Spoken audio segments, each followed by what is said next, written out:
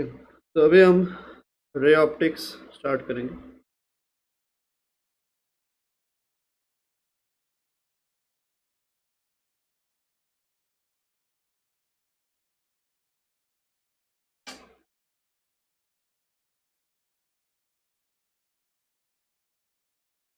तो ray optics में क्या है, देखो पहले तो ऑप्टिक्स समझते क्या है।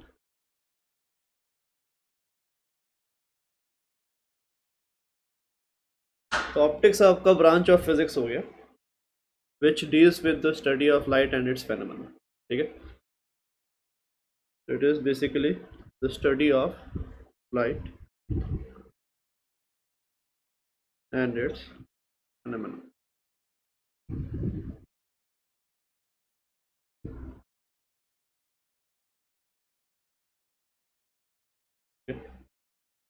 तभी ऑप्टिक्स के अगर ब्रांचेस देखो, ऑप्टिक्स में दो आपके मेजर ब्रांचेस हैं।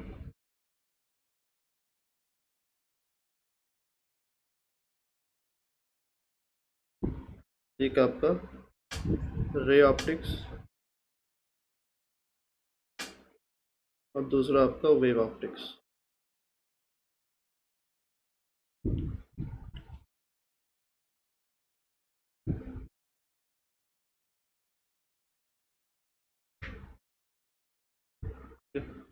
इसी से एक तीसरा ब्रांच भी निकल के आता है after wave optics, which is basically based on dual nature of light.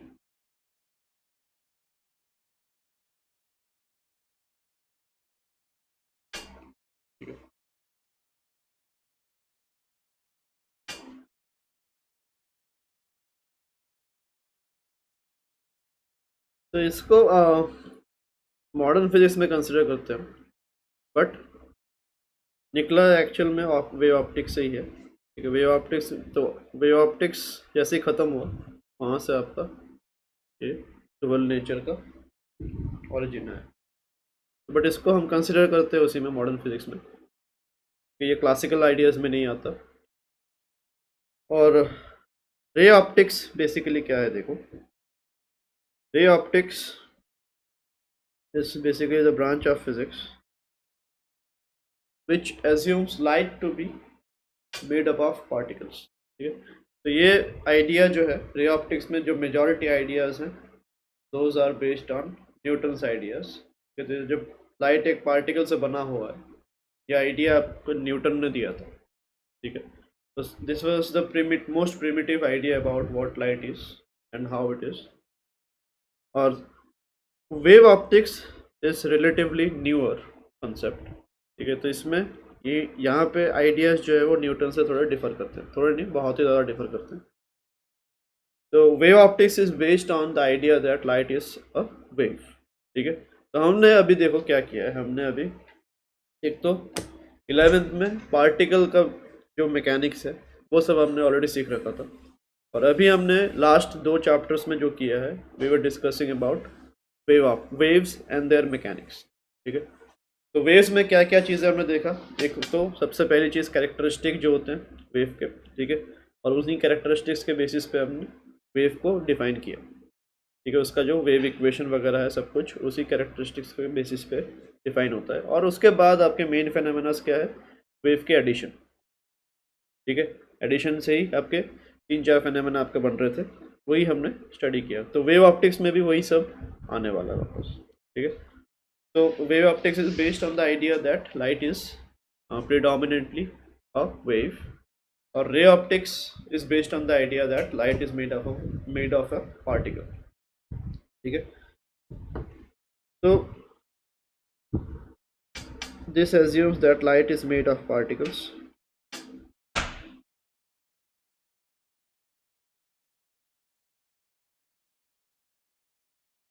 and this is based on the idea that light is a wave।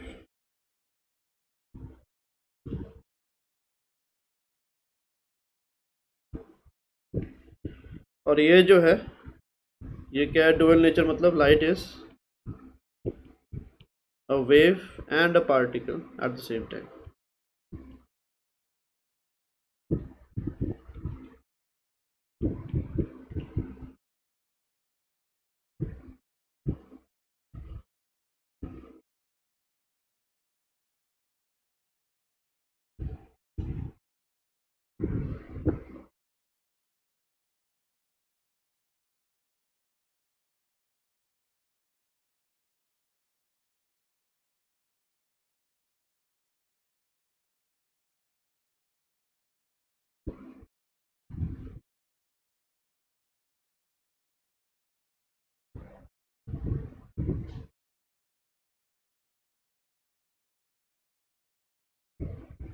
ठीक है।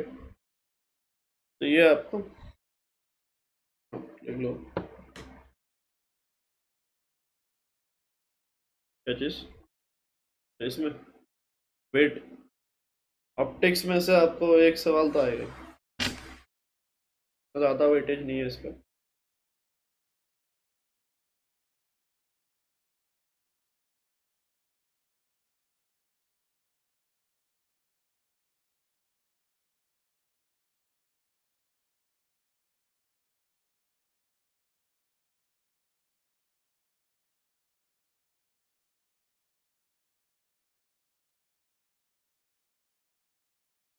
देख लिया।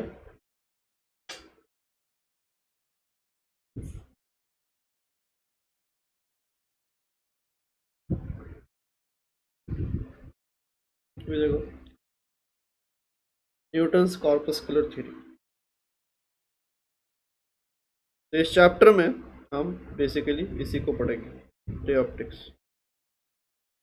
ठीक है, वेव को अगले चैप्टर में देखेंगे। तो न्यूटन्स कॉर्पस्कुलर थ्योरी, ये चीज़ क्या बता रहा है देखो।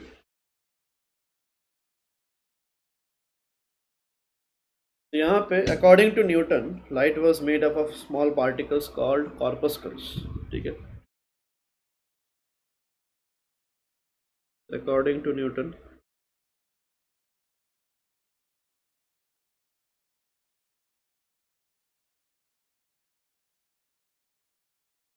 light is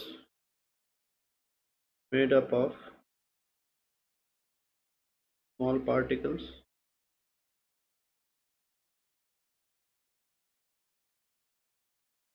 called corpuscles।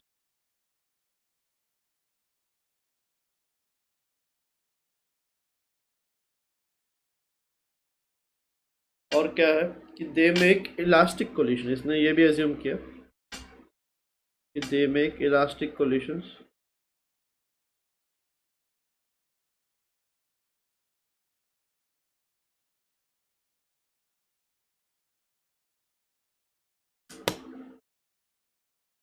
जब भी कोलाइड करेंगे तो हमेशा इलास्टिक कोलिशन ही करने वाले हैं। तो वहीं से आपके न्यूटन्स लॉ ऑफ रिफ्लेक्शन जो है वो सब आते हैं। ये बेसिक आइडिया है जो न्यूटन ने दिया था और इसी के बेसिस पे पूरा रे ऑप्टिक्स आपका बनाया गया है।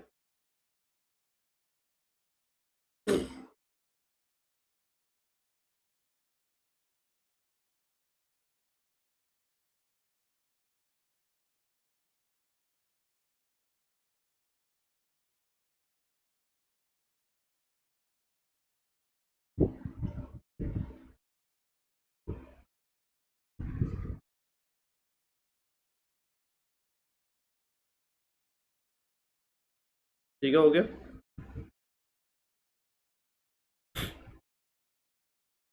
ठीक है, तो अब देखो रे ऑप्टिक्स में जो फेनोमेनाज हम पढ़ेंगे, ठीक है, वो क्या क्या है। तो रे ऑप्टिक्स में विल डिस्कस अबाउट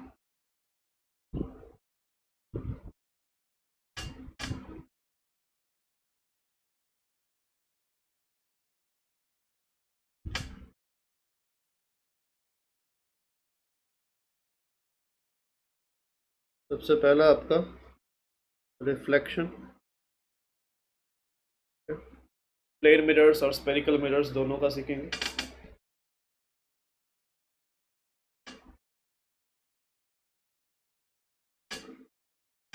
फिर आपका रिफ्रैक्शन,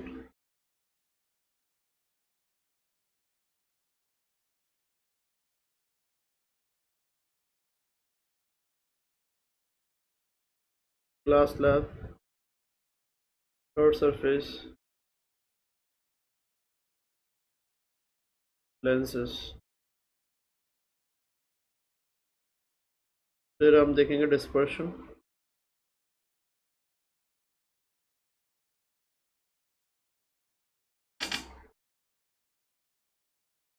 प्रिज्म भी आएगा।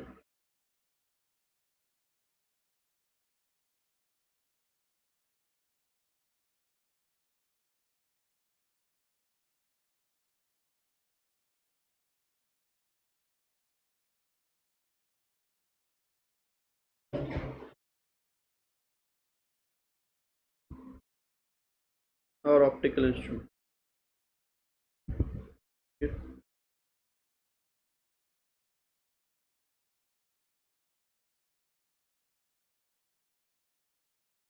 तो यही आपके मेजर फिनोमेनास है जो हम स्टडी करने वाले हैं रे ऑप्टिक्स में। लाइट के बाकी फिनोमेनास जो है वो रे ऑप्टिक्स से एक्सप्लेन नहीं हो पाते। बाकी और क्या क्या है, जैसे लाइट का आपका एक तो डिस्पर्शन हो, सॉरी, इंटरफेरेंस होता है, डिफ्रैक्शन होता है, पोलराइजेशन होता है, स्कैटरिंग होता है। तो वो सब चीज़ें जो है, वो सब चीज़ें इससे आपका एक्सप्लेन नहीं होता। ठीक है, रे ऑप्टिक्स से एक्सप्लेन नहीं होता, वो वेव ऑप्टिक्स पे ही आपको जाना पड़ता है। और वेव ऑप्टिक्स आया भी इसीलिए था, just because we were not able to explain a few particular phenomena. तो वेव ऑप्टिक्स में सब हो जाता है एक्सप्लेन। ठीक है, ये रिफ्लेक्शन, रिफ्रैक्शन, डिस्पर्शन, वो सब भी आपका एक्सप्लेन होता है, ऐसा नहीं कि ये नहीं होते। ठीक है, तो रे ऑप्टिक्स में we were only limited to only this three. Wave optics में हम सारे कर लिए हमने, except for the last one जो आपका फोटोलिट्री इफेक्ट था। ठीक है, तो उसको ही प्रूव करने के लिए हमें डुअल नेचर पे जाना पड़ा। ठीक है, तो बट अभी फिलहाल we will only discuss about all this three phenomenas. सबसे पहला आपका जो है रिफ्लेक्शन की अगर हम बात करें, देखो रिफ्लेक्शन होता है क्या है।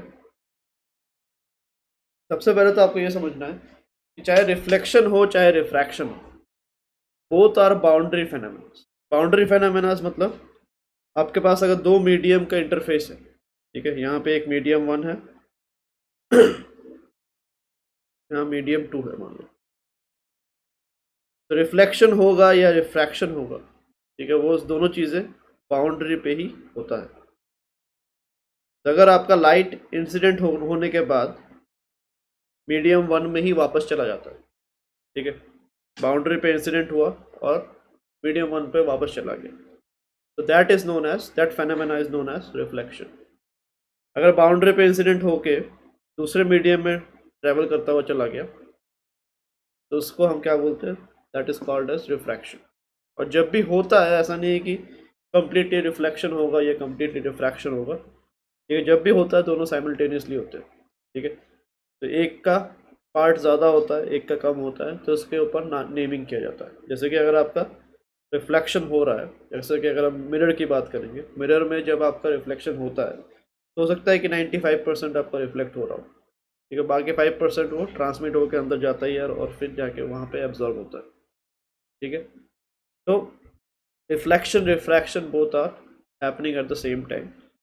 ठीक है, अगर आप ग्लास लैब की बात करो, ठीक है, तो वहाँ पे भी आपको रिफ्रैक्शन जो है वो 90% मिलेगा, 10% फिर भी रिफ्लेक्ट होता है। तो वही रीज़न है कि जब भी आप किसी के स्पेक्टेकल्स में अगर आप देखो, you can see your image as well. ठीक है, you can see his or her eyes as well as you can see your image as well. ठीक है, बिकॉज दोनों चीज़ें आपका साइमल्टेनियसली होता रहता है। यहाँ पर रिफ्लेक्शन में क्या है, when light is incident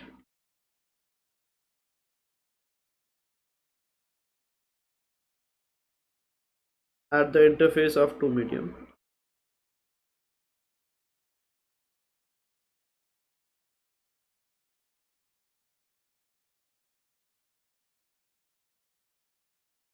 and gets reflected to the initial medium.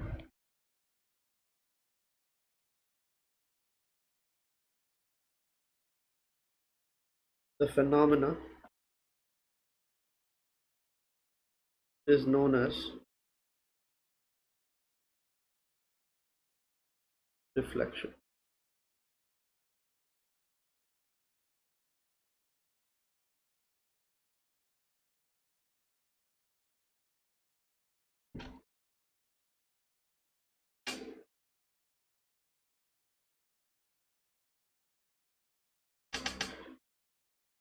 Refraction का क्या है, when light is incident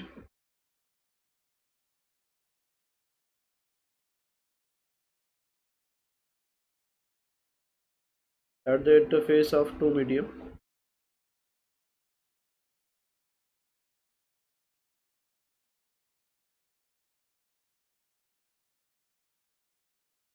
media होगा वैसे, and gets transmitted to the next medium.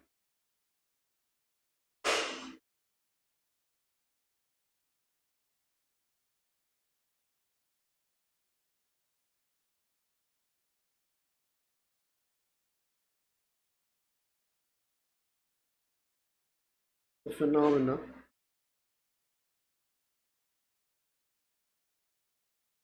called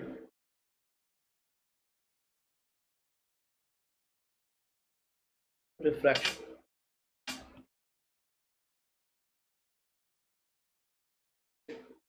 ये दोनों का डेफिनेशन आपका होगा।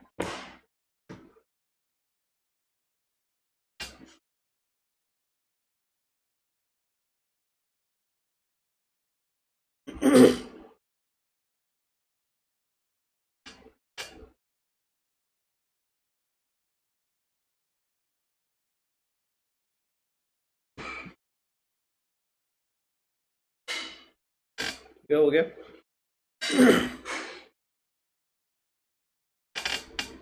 तो देखते हैं laws of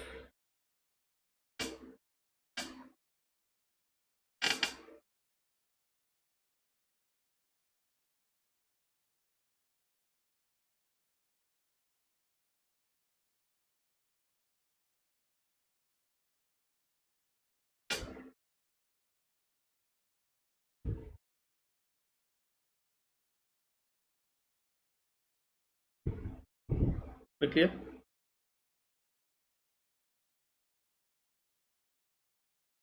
laws of reflection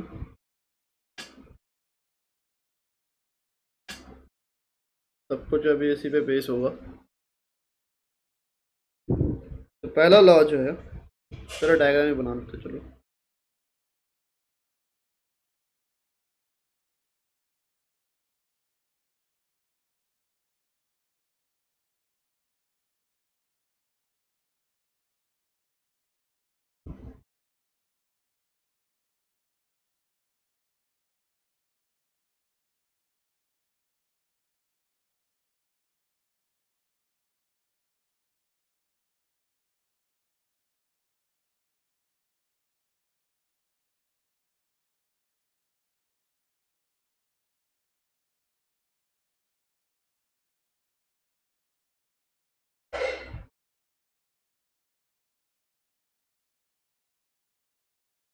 ये आपका इंसिडेंट रे,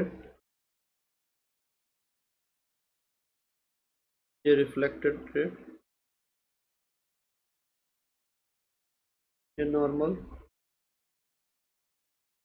और ये आपका point of incidence.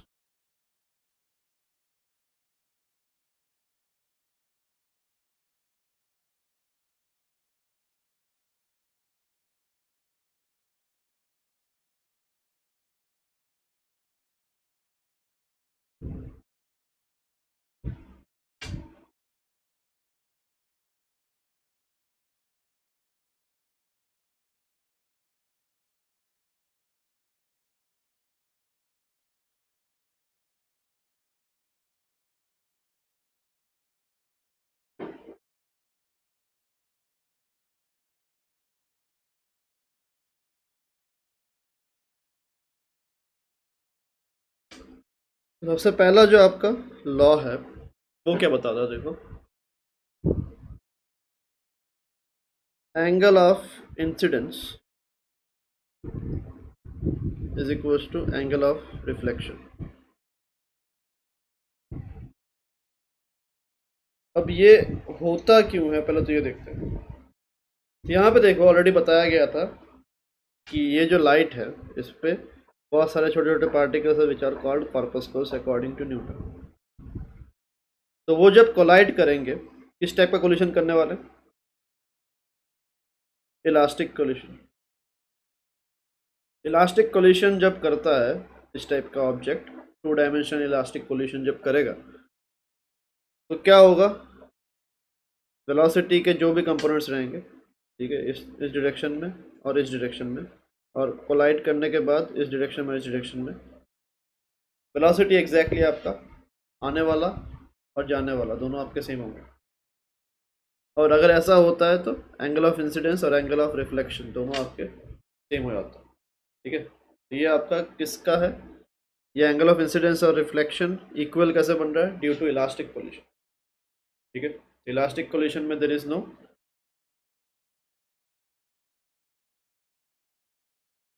No loss of kinetic energy, और उसी की वजह से ऑटोमेटिकली एंगल ऑफ इंसिडेंस और रिफ्लेक्शन आपके इक्वल बन जाते हैं। ठीक है, तो इस चीज़ का आप प्रूव भी कर सकते हो। ठीक है,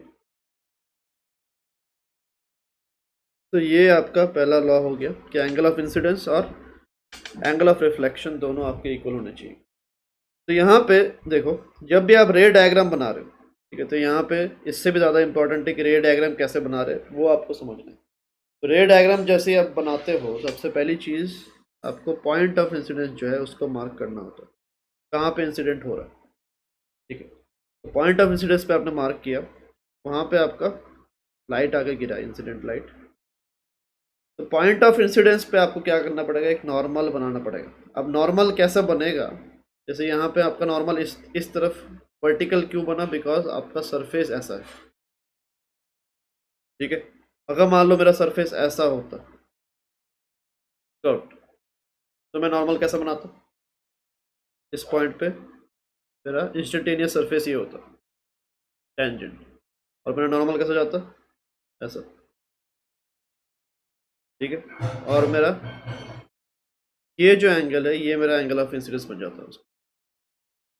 तो यहाँ पे आपको समझना है पॉइंट ऑफ इंसिडेंस और normal at the point of incidence. ठीक है, these two are the main things to draw the ray diagram. ठीक है, तो आपको पॉइंट ऑफ इंसिडेंस जैसे मिलेगा वहाँ पे आपको क्या बनाना है, नॉर्मल बनाना है eight the point of incidence, और इंसिडेंट रे का जो भी एंगल होगा इस नॉर्मल के साथ वही आपका एंगल ऑफ इंसिडेंस कहलाएगा। ठीक है, इसको क्या बोलते हैं, ये जो एंगल होता है इसको ग्लांसिंग एंगल भी बोला जाता है, एंगल ऑफ ग्लांस या ग्लांसिंग एंगल।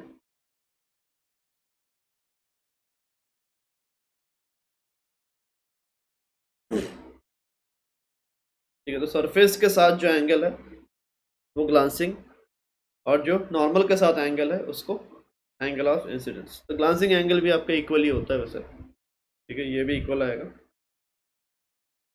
और एंगल ऑफ रिफ्लेक्शन क्या है, रिफ्लेक्टेड रे नॉर्मल के साथ जो एंगल बना रहा है। ठीक है, रिफ्लेक्टेड रे नॉर्मल के साथ जो एंगल बनाता है उसको हम एंगल ऑफ रिफ्लेक्शन बोलते हैं। ठीक है, तो ये चीज़ें भी आपको क्रिस्टल क्लियर होना चाहिए।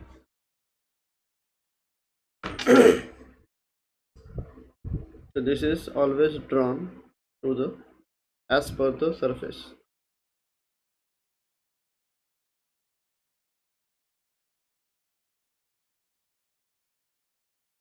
At point of incidence.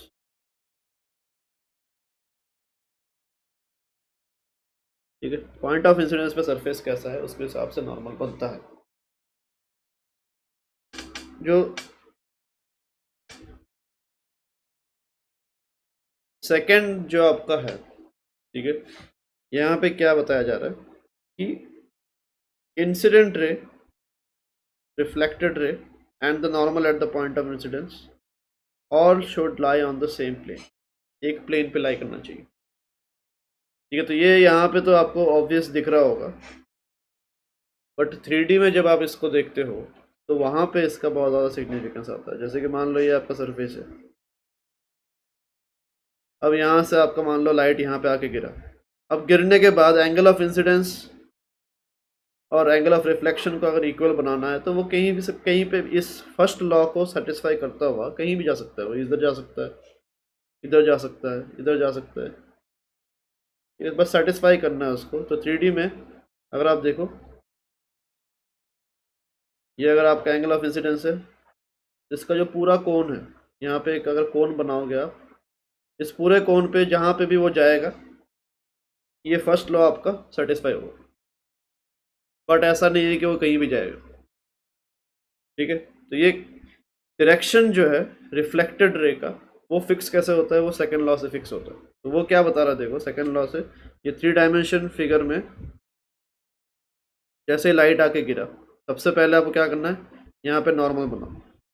अब जैसे ही ये इंसिडेंट लाइट और नॉर्मल बन गया, इसका एक प्लेन बना लो। दो रेस जैसे मिलते हैं आपको एक प्लेन मिल जाता है। तो आपको फिर ये मिल रहा है कि रिफ्लेक्टेड रे जो है वो भी इसी प्लेन पे लाई करेगा। तो आपका रिफ्लेक्टेड रे किस तरफ जाएगा, वो डायरेक्शन आपका क्या बन गया, आपका फिक्स हो गया। ठीक है, तो इसीलिए सेकंड लॉ जो है वो दिखने में जितना ऑब्वियस लगता है, ठीक है, 3D में जब आप करना चाहोगे तो उसका सिग्निफिकेंस समझ में आएगा। तो यहाँ पे देखते ही लगता है कि ये तो क्या ही है, क्या ही बता दिया, ठीक है, ये तो दिख ही रहा है, ऐसा नहीं है। तो वो 3D में इसका सिग्निफिकेंस आता है। तो the incident ray,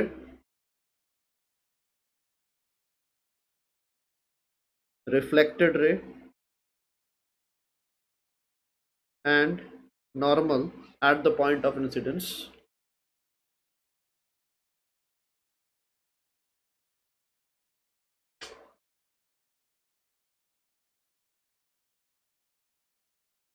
all must lie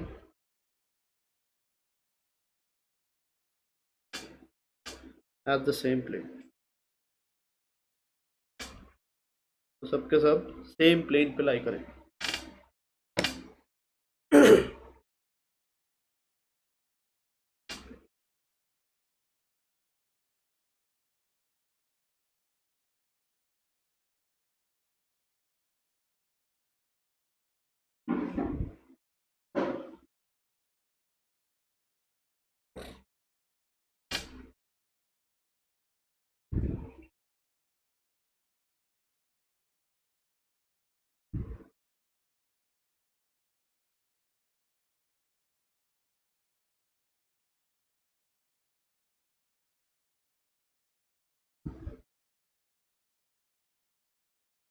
ठीक है, इसको वेक्टर फॉर्म में भी आप बना सकते हो। देखो, law of reflection in vector form.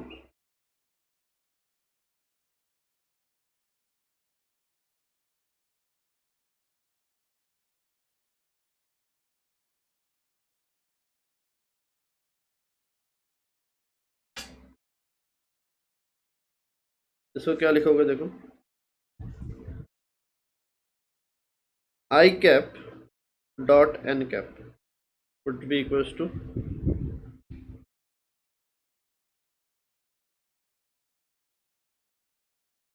Are cap dot n cap.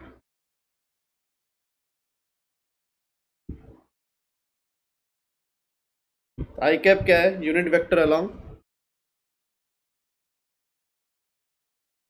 Incident ray.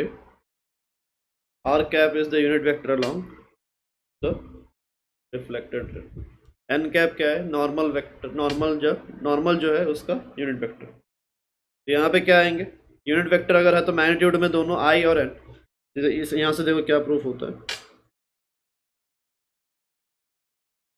इसको आई आई कैप का मैग्नीट्यूड, एन कैप का मैग्नीट्यूड इनटू कॉस, इनके बीच का एंगल कितना है, कॉस आई।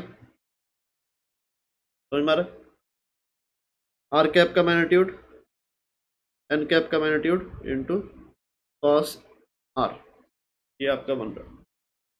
ठीक है, ये दोनों आपके वन वन है, कैप ले लिया तो मतलब मैग्नीट्यूड कितना हो गया, वन। तो ये cos i is equals to cos r यार, यहाँ से क्या आएगा, आई इक्वल्स टू आर। ठीक है, तो ये आपका वेक्टर फॉर्म वाला हो गया। ये तो इसको लिखने की ज़रूरत नहीं है।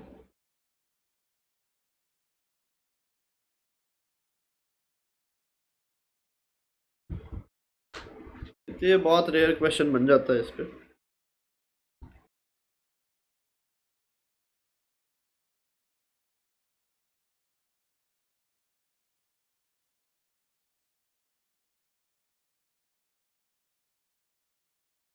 तो प्लेन मिरर्स के बारे में बात करते हैं।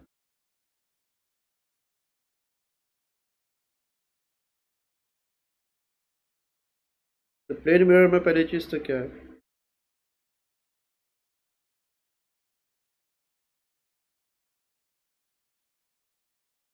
एक आपका ऑब्जेक्ट, उसमें से लाइट रेज आपके जाएंगे, मिरर से रिफ्लेक्ट होंगे, रिफ्लेक्ट होते टाइम एंगल ऑफ इंसिडेंस और एंगल ऑफ रिफ्लेक्शन इक्वल होंगे, सेम गोज साइड भी।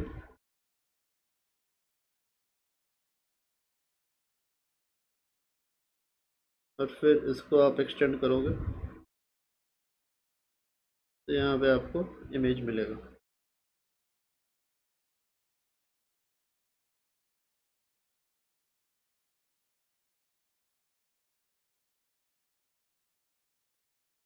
और बाय सिमेट्री आपको दिख जाएगा कि ऑब्जेक्ट डिस्टेंस जो भी था u, वही यहाँ पे क्या होने वाला है, इमेज डिस्टेंस।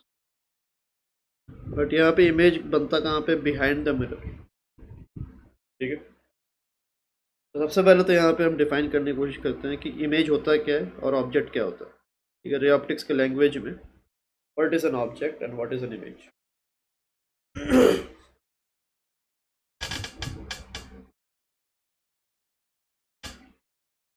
तो first let's talk about an object. हाँ,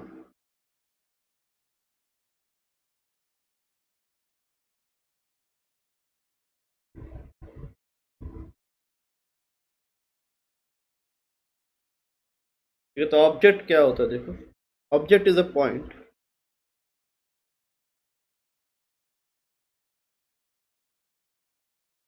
किसी भी पॉइंट से अगर आपका लाइट रेज ओरिजिनेट हो रहे हैं या अपीयर टू ओरिजिनेट हो रहे हैं, ठीक है, तो उस पॉइंट को हम ऑब्जेक्ट बोल देते हैं in terms of ray optics. ठीक है, तो यहाँ पे उसको फिजिकली एक ऑब्जेक्ट जैसा होना ज़रूरी नहीं है। A point from where light originates or appears to originate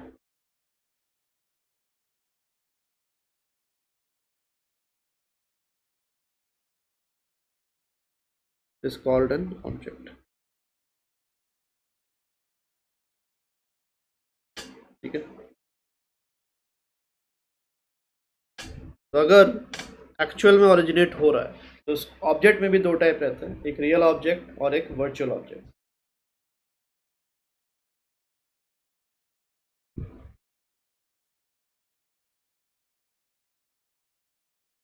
तो रियल ऑब्जेक्ट क्या है, देखो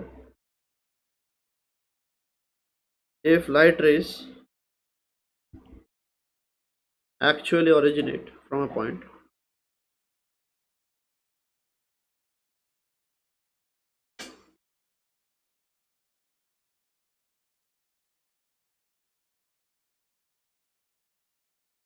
it is called a real object।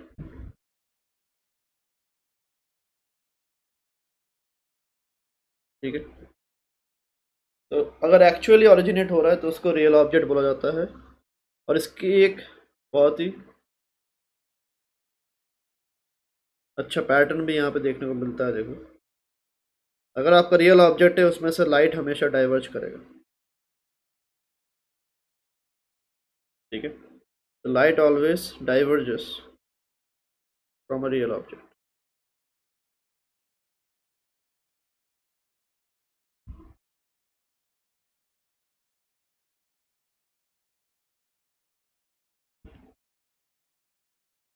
ठीक है, तो यहाँ पे अगर देखो एग्जांपल जो हमने किया अभी, यहाँ से भी लाइट रेज क्या हो रहा है, डाइवर्ज हो रहा है। तो अगर आपकी इंसिडेंट रेज किसी भी ऑब्जेक्ट पे या किसी भी सरफेस पे डाइवर्जिंग इंसिडेंट रेज अगर है तो इसका मतलब क्या है कि जो आपका ऑब्जेक्ट था it was a real object. Similarly virtual object कौन से हैं,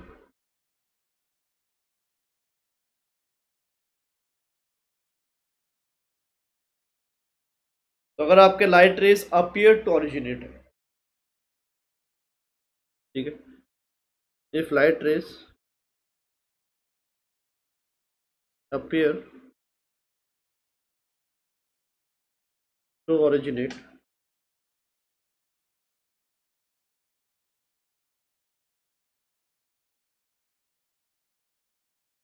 from a point, then it is a virtual object.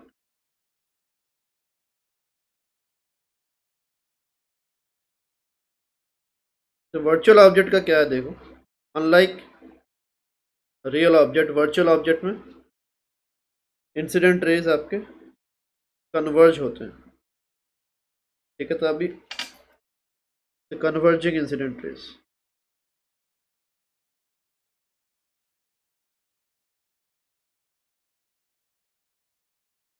तो जहाँ पे भी आपको कन्वर्जिंग इंसिडेंट रेज मिलेगा वहाँ पे आप मानोगे कि आपका जो ऑब्जेक्ट है that is a virtual one.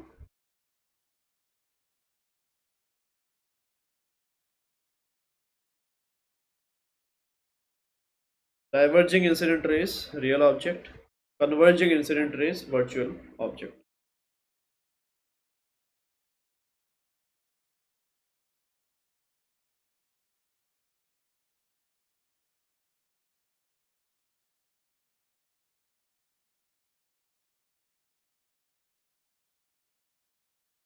Similarly, हम इमेज का भी अभी देखेंगे।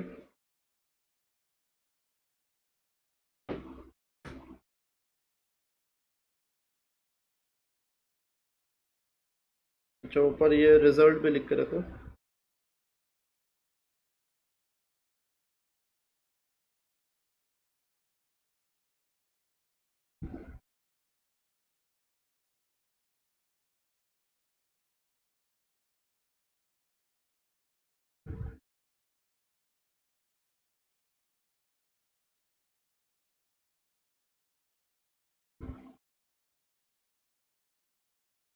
V is equals to U।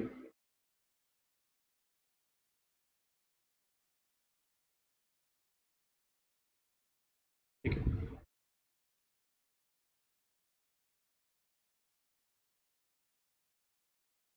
Image का क्या है देखो, रे ऑप्टिक्स के लैंग्वेज में इमेज क्या होता है, अ पॉइंट वेयर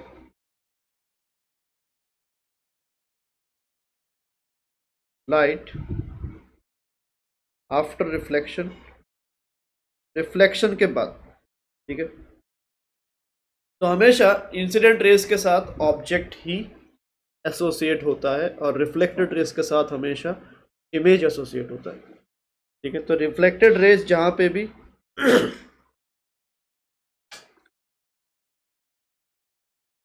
मीट करते हैं और अपीयर टू मीट,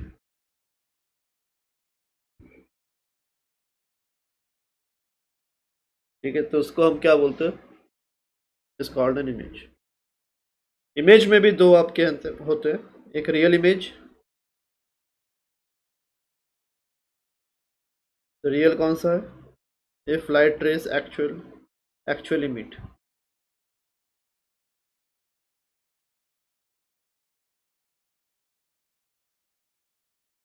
मतलब कन्वर्जिंग अगर आपके लाइट रेज है रिफ्लेक्शन के बाद तो आपका रियल इमेज बनेगा।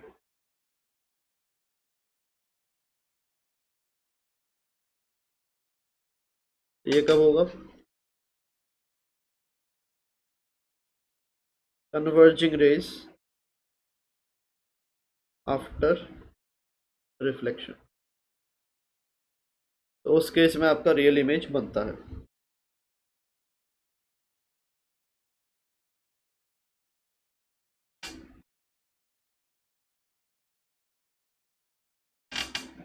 सिमिलरली वर्चुअल इमेज कब बनेगा, जब आपका डाइवर्जिंग रेज होंगे आफ्टर रिफ्लेक्शन, ठीक है।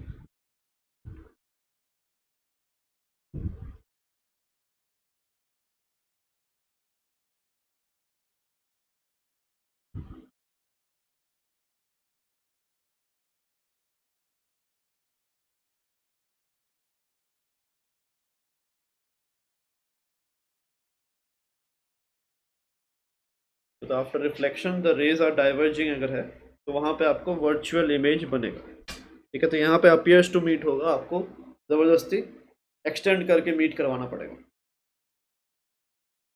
ठीक है।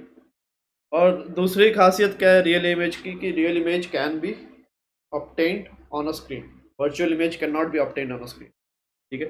ये चीज़ भी आप लिख कर रख लो।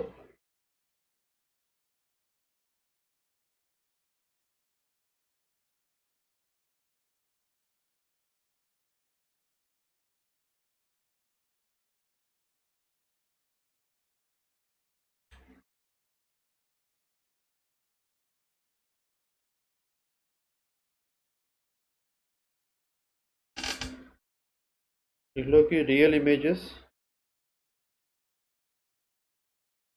Can be obtained on a screen.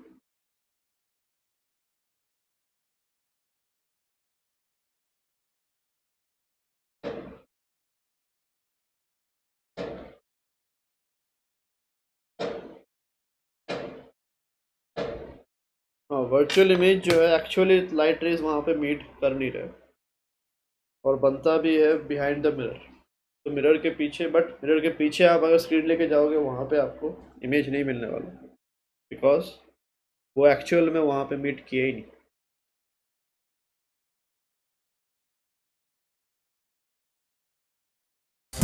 Please like, share and subscribe and hit the bell icon for future updates.